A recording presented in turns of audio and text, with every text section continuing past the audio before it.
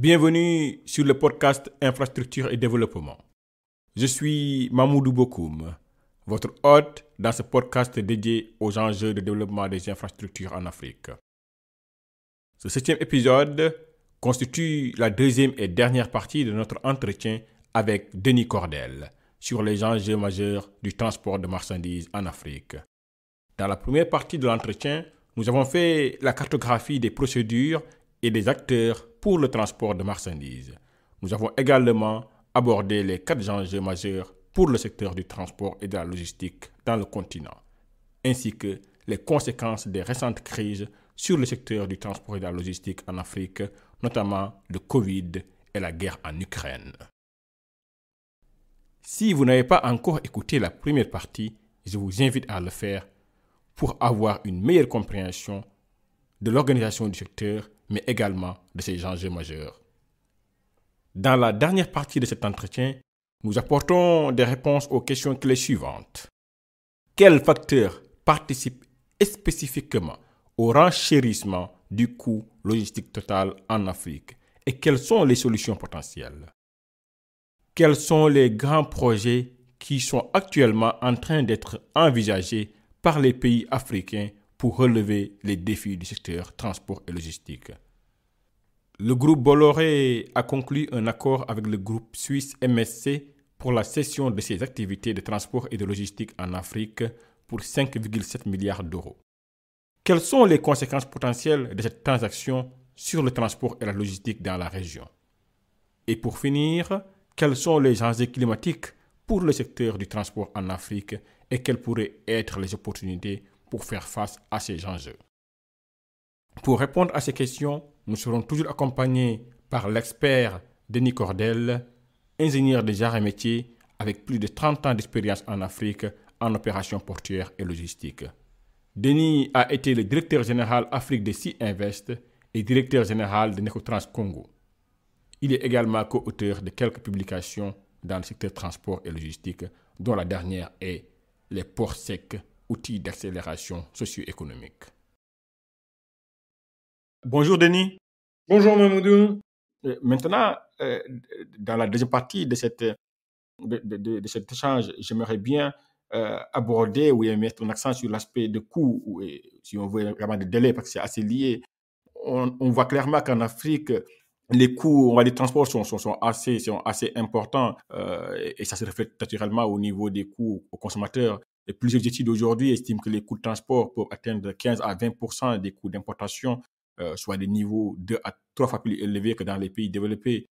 J'aimerais un peu creuser l'aspect coût logistique total, qui est un coût qui englobe les différents aspects de transport, on va dire, d'entreposage, et des frais administratifs, voilà, plusieurs coûts, on va dire, qui sont liés au transport et à la logistique. Aujourd'hui, quels facteurs participent spécifiquement au renchérissement de ce coût en Afrique, comparé aux indicateurs dans les pays développés? Alors, d'abord, je voudrais juste rebondir sur ce que tu disais au sujet des surcoûts logistiques et de ces chiffres-là. Je vais prendre un exemple, c'est dans les projets industriels. Généralement, quand un créateur d'une industrie il va faire l'investissement d'une usine quelque part, il va créer une usine, on prend généralement le coût logistique pour amener sur le site de l'usine tout ce qui est nécessaire à sa construction. Il y a un espèce de standard, en première approche, on prend généralement entre 2,5 et 3% de la valeur de l'usine pour dire on aura à peu près ces coûts-là en logistique. En Afrique, on est effectivement entre 8,5 et 10. Et il y a même certains cas, en particulier quand on est un peu vers le milieu de la RDC, qui est quand même un des plus grands pays d'Afrique et qui est vraiment très mal desservi, on arrive à effectivement des 15 ou 20% du prix de l'usine, ce qui rend effectivement, à la limite, ça met en cause les projets. Alors, on l'a déjà un petit peu évoqué, mais le coût logistique total. Alors, il faut savoir qu'il existe quand même justement des indicateurs qu'on appelle le LPI, c'est la Banque mondiale qui a mis ça en place, c'est l'Organisation mondiale du commerce, le Logistic Performance Index, le LPI, qui reflète quand même une certaine forme de réalité. Alors, pour moi, il y a trois sujets sur lesquels je voudrais insister. C'est effectivement le temps de séjour des marchandises, qui est due au traitement administratif, d'où l'intérêt de la mise en place de digitalisation, etc. En fait, c'est très simple. Quand vous avez, si vous avez que ce soit un entrepôt, un terminal à conteneurs, si vos marchandises restent 1 mois sur le terminal, vous allez pouvoir traiter par an 12 fois la capacité unitaire de votre magasin ou de votre dépôt. Si les marchandises restent 2 semaines, eh ben vous allez traiter 2 fois plus, sous réserve que vos engins de manutention le permettent. Mais ça, les engins de manutention, c'est assez facile à investir. La superficie dans un port, c'est quelque chose qui n'est pas extensible, parce que justement, il y a la ville autour. Donc, à chaque fois qu'on réduit le temps de séjour, on augmente la capacité du port, et si on augmente la capacité du port, on augmente sa rentabilité, et donc déjà, on a un impact coût.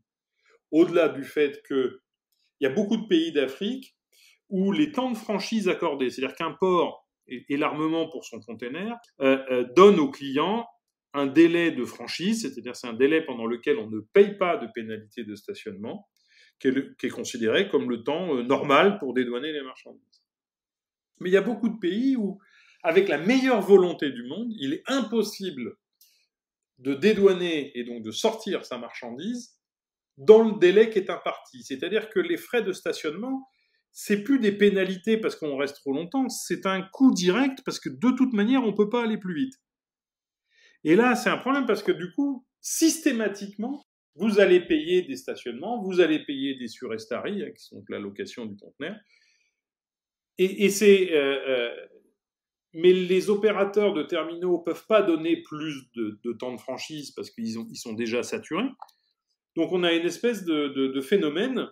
On réduit la capacité, on augmente les coûts, et c'est uniquement lié à des délais de traitement administratif. Donc ça, c'est vraiment le premier sujet fondamental, et on revient à ce que je disais tout à l'heure sur les enjeux de la digitalisation et de la dématérialisation, où on devrait, je dis toujours, quand on veut faire normalement de la manutention portuaire, les marchandises, elles devraient rebondir, elles devraient descendre du bateau et pratiquement recharger tout de suite sur un camion et partir. Or, c'est pas le cas, on compte en semaines, voire en mois. Par exemple, sur des marchandises comme le riz ou des choses comme ça, il y a des marchandises qui peuvent rester plusieurs mois dans un port, ce qui est complètement anormal. Le deuxième aspect qui a un impact majeur sur les coûts, c'est l'état des infrastructures routières et donc, par conséquence, l'état de la flotte de camions. À partir du moment où vous avez des infrastructures routières qui sont en mauvais état, vos camions, ils vont s'abîmer, ils vont avoir un vieillissement prématuré, ils vont s'abîmer. Donc ça coûte cher parce qu'il faut les renouveler le plus souvent ou il faut les réparer plus souvent. Il y a plus d'accidents. Et on arrive à un point où aujourd'hui les flottes de camions sont vétustes. On estime à peu près, la Fondation C'est Facile a fait une estimation, Yann Alix a fait cette estimation il y a quelque temps, qu'il faudrait renouveler 80% de la flotte des camions en Afrique de l'Ouest pour retrouver un état de flotte à peu près correct. Mais ça pose plusieurs problèmes. Alors effectivement, les pays ont commencé à mettre des barrières à l'importation de camions en disant il est interdit d'importer des camions qui ont plus de X années de vie. C'est très bien. Mais si vous achetez des camions neufs sur le marché international, ces camions neufs, ils sont faits pour rouler avec des carburants pour l'Europe de type Euro 7. Or, ces carburants ne sont pas disponibles en Afrique. C'est-à-dire que si vous importez ces camions-là et que vous les utilisez en Afrique avec la qualité des carburants qui est disponible, votre camion, le moteur va exploser très rapidement, il n'aura pas du tout ses capacités parce qu'il n'a pas le bon carburant pour pouvoir fonctionner, en plus de l'aspect environnemental. En plus, tous ces camions modernes, comme les voitures, sont de plus en plus bardés d'électronique. Or, on n'a pas un réseau de formation de mécaniciens qui sont capables d'entretenir correctement ces camions. Donc, conclusion, qu'est-ce qui se passe ? Les gens gardent leurs anciens camions ou importent des camions de Chine, d'Inde, qui sont fabriqués un peu spécifiquement avec des anciennes technologies. Et donc, on a des flottes de camions qui ne sont pas en bon état, donc ça coûte cher, quelque part. Ils ne roulent pas vite, donc ils font un camion, par exemple, qui va sur le Mali, ou sur le Burkina. Allez, sur le Burkina, il va peut-être arriver à faire, il va faire 2 voyages dans le mois. Quand on regarde le nombre de kilomètres, en Europe, le même camion, pour faire le même nombre de kilomètres, il va faire 6 ou 7 voyages dans le mois.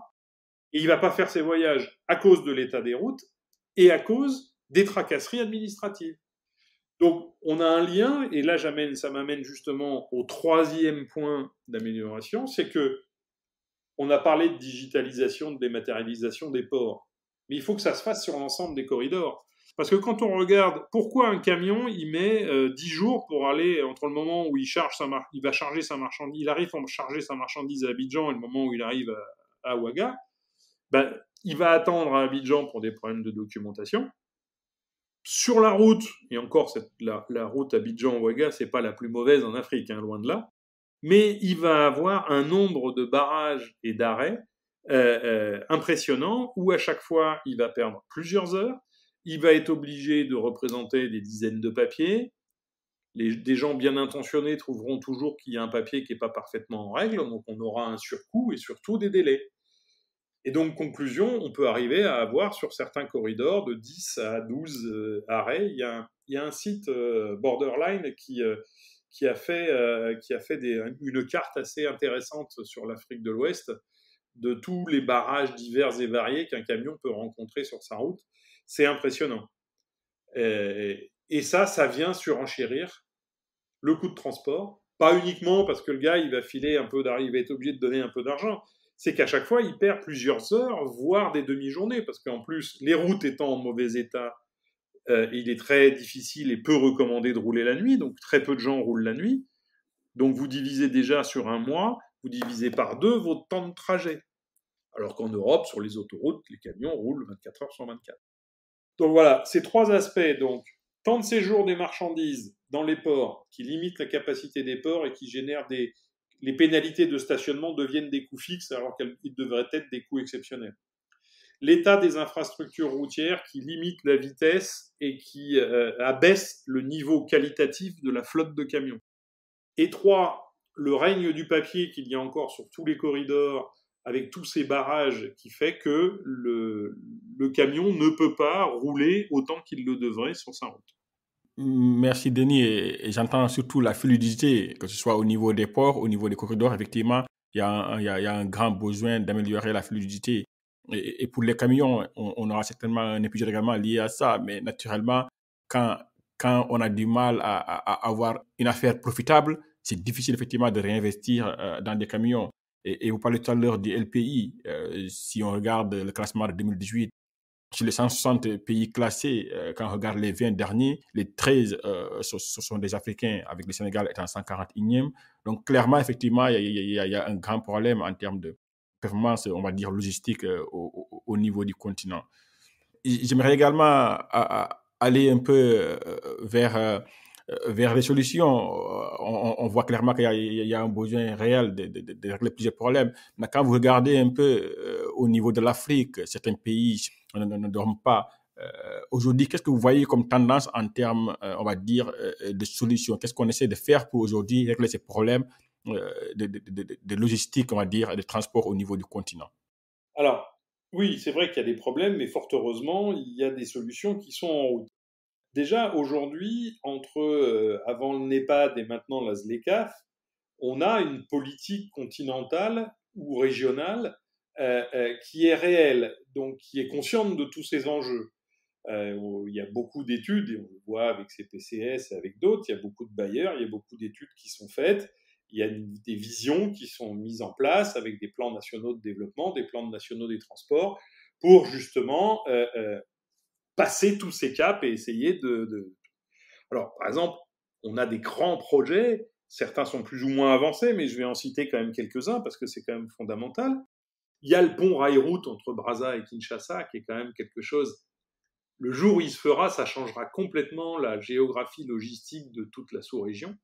Euh, Ça sera. Et parallèlement à ça, il y a aussi le port de Banana qui en même temps est en train de se lancer, hein, puisque la pose de la première pierre a eu lieu avec DP World il y a quelques temps, avec tous les défis que ça a. Donc on voit bien que dans cette région-là, il y a des choses qui sont en route. Alors c'est compliqué, ça prend du temps, il y a des aspects politiques, il y a des aspects économiques, il y a énormément d'aspects. Il y a l'autoroute Abidjan-Lagos, qui quand même, step by step, elle avance. Aujourd'hui, aller d'Abidjan à Lagos, c'est faisable. Il y a 15 ans, c'était pas faisable. C'est pas encore une autoroute tout le long, il y a encore de la complexité, mais on progresse. Il y a le LAPSET, au niveau entre Kenya, Ouganda, Tanzanie, tous les nouveaux corridors qui avancent progressivement avec le nouveau port de Lamu, avec il y a pas mal de choses qui sont en train de se faire. Si on revient à des choses, des fois des investissements qui sont moins lourds mais qui peuvent avoir des conséquences très importantes, c'est la connexion Bamako-San Pedro. Je crois qu'on est plus loin en termes de goudronnage des morceaux de route. Je crois qu'il reste un peu moins de 100 km à faire, qui vont faire gagner plus de 100 km, largement plus de 100 km. Et je pense que San Pedro pourrait devenir le principal port de sortie de Bamako, parce qu'en termes de distance, il a moins de congestion aussi. Ça pourrait changer profondément la géographie logistique régionale avec ça. Le port de Banana, on en a parlé. Le Nigeria avec le port de Lekki. Le port de Badagry, lui, je pense, je ne suis pas certain qu'il voit le jour tout de suite, mais le port de Lekki, ça avance. Et donc, ça va décongestionner Lagos, qui est les ports, que ce soit Tinkan ou Apapa, sont totalement congestionnés. Il y a des temps d'attente de navires qui se comptent en dizaines de jours. Donc, tout ça, ça a un impact sur le coût, bien évidemment, parce que les armements vont mettre des surcharges quand il y a des marchandises qui vont dans ces ports. Il y a les ports, donc port du futur, donc Bargny pour le General Cargo, Ndayan pour le container au Sénégal, qui va complètement changer la géographie de la ville. C'est-à-dire que le centre de gravité de Dakar va se trouver plutôt autour de Diamniadio que de la presqu'île. Donc ça va entraîner des changements fondamentaux, même dans le mode de vie des Dakarois. On parlait de la digitalisation en disant c'est un besoin, etc. Mais moi, j'étais la semaine dernière, il y a 10 jours, j'étais à Douala, où le port de Douala est en phase bien avancée sur ce sujet-là. Le port de Kribi vient de lancer un appel d'offres aussi pour continuer sa digitalisation qu'il a déjà bien entamée, parce qu'il a eu la chance, lui, de démarrer relativement il y a peu de temps. Cotonou aussi, pour en citer quelques-uns, mais je sais qu'il y en a d'autres. Les ports autonomes, aussi des fois les guichets uniques, donc les ministères des commerces extérieurs, sont dans ces démarches. On peut citer aussi, par exemple, le Congo, qui est en train de mettre en place un organe pour gérer les corridors. Donc, il fait de la gestion des corridors une vraie priorité nationale pour le développement du pays. Et puis, il y a un nouveau phénomène, parce qu'on parlait tout à l'heure des infrastructures, et les infrastructures routières, c'est difficile de les maintenir en état parce que la majorité des camions, ils sont en surcharge, mais ils sont en surcharge parce que les coûts de fret sont pas assez suffisants. On a un espèce de cercle vicieux, mais il faudrait passer en cercle vertueux.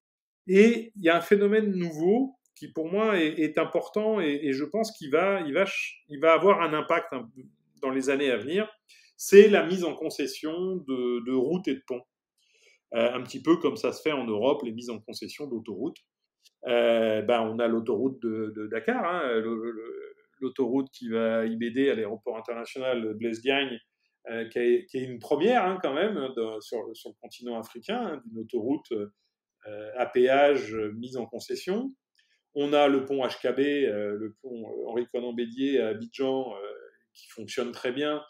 Mais bon, il a eu un délai pour être mis en place du fait de la crise ivoirienne, et donc il a absorbé une partie de la congestion, mais ça n'a pas tout réglé, mais donc il y en aura d'autres. Mais au moins, ça fonctionne, c'est une mise en concession, c'est un partenariat public-privé qui fonctionne.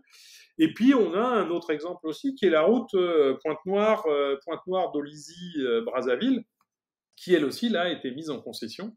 Et donc, ces exemples-là, je pense, sont à regarder de près, voir comment ils fonctionnent, parce que grâce à l'investissement privé, on va peut-être pouvoir accélérer justement ces investissements d'infrastructures qui sont toujours complexes et longs à mettre en œuvre. Merci beaucoup, Denis. Je vois effectivement qu'il y a beaucoup d'initiatives au niveau de plusieurs pays. Bon, des fois, effectivement, la difficulté, c'est d'arriver à mettre ça en œuvre. Il y a beaucoup de retard, le plus souvent, dans les projets d'infrastructure. Mais c'est clair aujourd'hui que si tous ces pays-là arrivent, on va dire, à bout de leurs projets et de leur vision, on devrait voir une grande amélioration, on va dire, des problèmes de transport et de logistique dans le continent. J'aimerais bien quand même vous entendre sur une actualité. On sait que récemment, Bolloré a cédé ces activités, on va dire, le transport logistique en Afrique à MSC.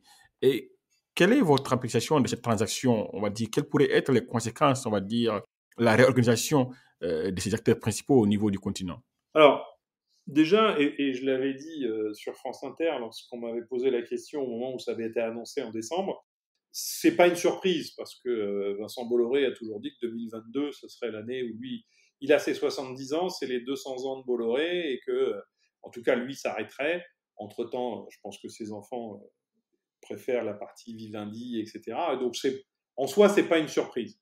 Bon, moi, c'est pas MSC qui venait en tête pour moi, mais c'est bien, ça reste en Europe, c'est parfait. Moi, je pense que ça va être une bonne chose parce qu'une fois de plus, ça va faire bouger les lignes. Ça va obliger un certain nombre d'acteurs à se poser des questions sur leur chaîne logistique. On reste avec MSC Bolloré ou on reste pas avec MSC Bolloré.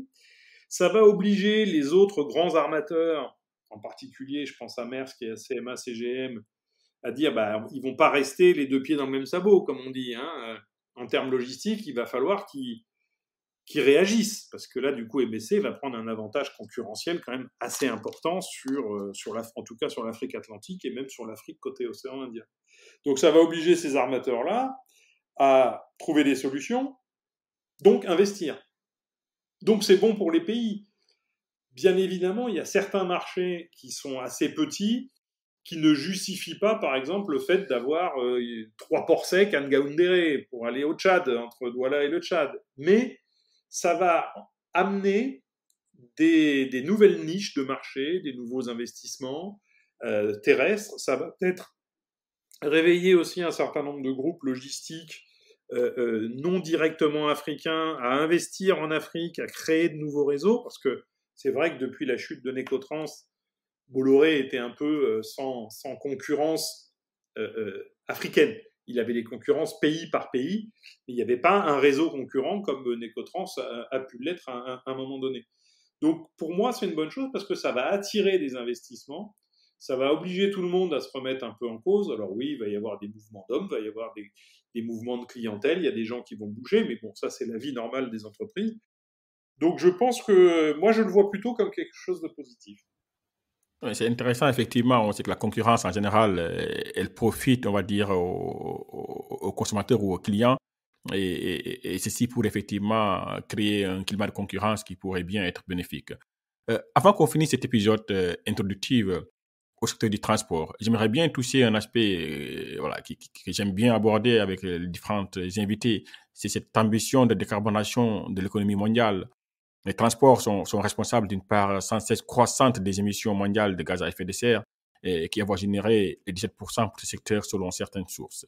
Et au niveau des transports, on sait également que le mode routier est très dominant en termes d'émissions, représentant plus de 110% des émissions dans le secteur. Et en Afrique, c'est le secteur routier aujourd'hui également qui est dominant, avec 90% du transport de marchandises et des personnes qui se fait par la route.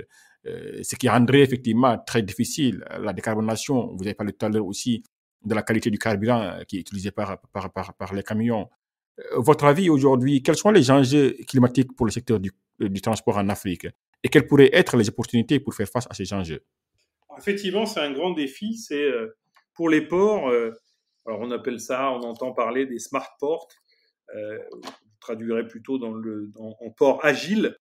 C'est la maîtrise énergétique. L'énergie, non seulement il y a l'effet climat, l'effet carbone, mais il y a déjà un effet économique. On s'aperçoit que là, l'énergie, d'un coup, le prix de l'énergie a explosé et que l'énergie, on sait qu'elle va coûter de plus en plus cher. Donc, ça va déjà obliger les ports en tant qu'entité, en tant que port autonome, à maîtriser leur énergie. Il y a des ports qui réfléchissent. Le port autonome de Douala a une vraie démarche actuellement sur le sujet, par exemple. Mais bon, là, on est au niveau de l'enceinte du port. Après, effectivement, le secteur des transports, c'est beaucoup plus complexe. Je reviens à ce qu'on disait tout à l'heure. Aujourd'hui, en Europe, on a réussi quand même à créer des camions qui polluent beaucoup moins que les camions d'il y a 20 ou 30 ans. Mais grâce à deux choses, l'amélioration des carburants et la gestion électronique des moteurs et des camions. Mais comme je le disais tout à l'heure, si on veut amener ce phénomène-là en Afrique, bah, ces camions-là, ils nécessitent d'avoir des routes qui soient nickel. Ils nécessitent d'avoir des carburants qui soient aux meilleures normes en termes d'additifs, etc. Or, ces carburants ne sont pas disponibles en Afrique. Et ensuite, ça nécessite d'avoir une organisation de la maintenance avec des gens qui soient capables d'utiliser des valises de diagnostic, puisque maintenant, je vais dire, c'est une expression africaine, le mécanicien marteau, il est voué à disparaître. Et c'est vrai aussi sur les voitures. Hein. D'ailleurs, moi, je suis toujours surpris de voir des gens qui importent des voitures de tout dernier cri non africanisées en Afrique, et les moteurs, à mon avis, ils vont pas tenir très longtemps. Donc, et d'ailleurs, actuellement, le MCC, hein, avec le MCA Côte d'Ivoire, on travaille sur des projets de mise en œuvre de centres de formation technique, justement pour former des agents de conduite, bien sûr, mais aussi des agents de maintenance qui soient capables de recevoir cette évolution technologique. Donc le défi, c'est pas simplement de dire je mets des camions neufs qui polluent pas. C'est tout un environnement qu'il faut faire évoluer en tenant compte des réalités locales, parce que aujourd'hui le mécanicien est souvent quelqu'un qui n'a pas de formation initiale, qui pas analphabète, mais souvent quand même relativement illettré, parce qu'il n'a pas eu la chance de pouvoir faire des études. Donc ça veut dire que si on veut lui apprendre à travailler sur une valise de diagnostic, il va y avoir une espèce de classe préparatoire, de mise à niveau. Donc il y a un travail d'inclusion des personnes vulnérables. Il y a tout un vrai travail culturel, et c'est là que je pense il faut pas faire du copier-coller de ce qui marche en Europe. Il faut l'adapter, il faut tenir compte des réalités. Donc là, il y a des vrais défis. Et je dirais qu'à titre personnel, ça fait partie des défis qui m'intéressent le plus, parce qu'il y a cette dimension humaine qui vient se rajouter. Et donc, ce travail-là, il va être long et difficile, mais il est nécessaire, parce que sinon l'Afrique va devenir un gros pollueur malgré elle.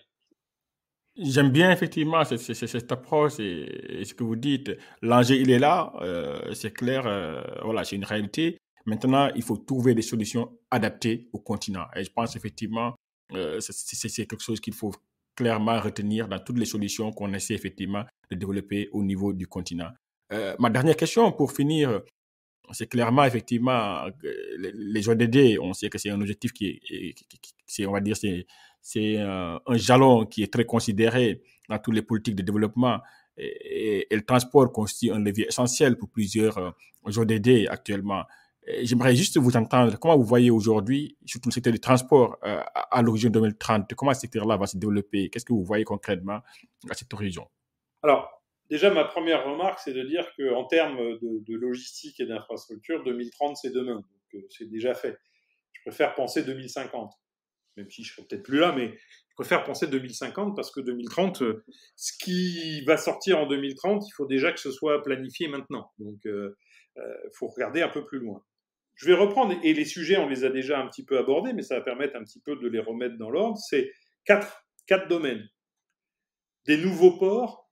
Alors, quand je dis nouveaux ports, c'est extension des ports existants, extension des ports secondaires ou création de ports. C'est des nouveaux ports et des nouveaux corridors avec cette interconnexion, c'est-à-dire de mailler le continent africain d'aspect logistique, avec bien évidemment avec des nœuds, donc des ports secs, des hubs, avec des entrepôts, avec de la valeur ajoutée. C'est, à mon avis, on va voir un certain retour du conventionnel. La conteneurisation à outrance, on s'aperçoit, pour les raisons qu'on a évoquées tout à l'heure, que je pense elle a atteint ses limites, et qu'on va revenir à du transport en conventionnel sur un certain nombre de marchandises. Et aussi, par ailleurs, du fait qu'on va avoir de plus en plus de transformation des matières premières en Afrique, on aura besoin de moins de volume, mais de volumes plus spécifiques. Donc, il va y avoir des changements importants à ce niveau-là. Donc, il va falloir que les armements s'adaptent, il va falloir que les terminaux s'adaptent à ça. Il va y avoir effectivement, je pense, ce retour des armements nationaux ou régionaux, ces phénomènes de cabotage pour garantir à un pays de ne pas se retrouver complètement enclavé sur la base de décisions d'investisseurs privés et être capable d'aller se connecter à des hubs, en ne reproduisant pas ce qui s'est passé sur la plupart du fret aérien, enfin de l'aérien, où la plupart des compagnies locales, elles se cassent la gueule le jour où elles veulent faire de l'international, elles veulent aller concurrencer les grands faiseurs. Je pense que le rôle, c'est de se dire, je fais de la stratégie, donc je me connecte au réseau mondial, je fais de la desserte locale, régionale, je fais du cabotage, et ça, c'est vraiment ma mission, et je dois rester là-dedans, et je pense que c'est un vrai sujet qu'on va voir revenir sur la table de plus en plus. Et enfin, la digitalisation. Moi, je vois depuis 20 ans la capacité d'absorption de l'Afrique et des Africains de la digitalisation est phénoménale. On l'a vu avec l'arrivée du téléphone portable, avec Internet. L'Afrique et les Africains ont une capacité d'absorption des nouvelles technologies qui est phénoménale. Et ça, c'est un atout très très fort qu'il faut savoir utiliser. Et donc voilà, la digitalisation, pour moi, c'est fondamental. Aujourd'hui, il y a la 4G partout. En Afrique, franchement, ça marche bien. C'est incroyable la vitesse à laquelle ça s'est fait. Et donc, avec des applications agiles, et là, on trouve des gens qui sont qualifiés, on a de l'investissement privé, il y a des IDE là-dessus. Donc ça, c'est un sujet. Voilà. Donc, en résumé, les 4 sujets. Un maillage, donc des ports, des corridors, des ports secs, des hubs. Ne pas rester dans le tout container, mais penser au conventionnel en le modernisant, en le rendant efficace. D'avoir des armements régionaux pour connecter ces hubs terrestres à des hubs internationaux pour être connectés au reste du monde et ne pas être dépendants. Et enfin, tout ça, le faire avec un maximum de digitalisation pour simplifier et fluidifier. Merci Denis, ceci me fait à notre échange, mais je suis très content effectivement de cet échange. Quand on vous écoute, on entend clairement cette 30 ans d'expérience en Afrique, il y a beaucoup de cas pratiques, il y a beaucoup de contextes locaux et j'avoue que je suis très content d'entendre ça. Et je suis certain qu'on aura d'autres épisodes où on va parler avec vous sur des projets spécifiques ou des sujets spécifiques. Voilà, et encore une fois, merci beaucoup et peut-être que vous avez un dernier mot pour finir. Alors, j'en aurai 2 des derniers mots. D'abord, je vais citer celui qu'ici on appelle le vieux, c'est Félix Houphouët-Boigny, qui a toujours dit « la route précède le développement ». Ça, c'est fondamental. C'est toujours parce qu'on a accès à une route qu'on va être moins pauvre. Donc, ne jamais oublier ça. Et enfin, et ça sera mon dernier mot, mais vous l'avez peut-être compris à tout ce que j'ai dit, c'est que malgré toutes les difficultés, je reste définitivement un afro-optimiste. Merci beaucoup, Denis. La route précède le développement ou la route du développement passe par le développement. Afro-optimiste, c'était vraiment un très grand plaisir de vous avoir pour cet épisode. Merci beaucoup, Denis. Merci, Mamoudou. Ce fut un plaisir partagé. Et puis, j'espère qu'on aura l'occasion d'aborder d'autres sujets lors d'autres épisodes. Merci beaucoup. Le développement de l'Afrique passera inévitablement par le développement d'infrastructures qui favorisent une croissance économique durable et inclusive, une économie du bien-être. Ceci fait du développement des infrastructures une affaire pour tous, une affaire de tous. Merci beaucoup d'avoir écouté cet épisode du podcast Infrastructure et Développement. Ceci est un cadre d'échange pour vous. Partagez-le autour de vous et n'hésitez pas à nous laisser des commentaires pour nous faire part de votre appréciation et de vos suggestions d'amélioration. À très bientôt pour un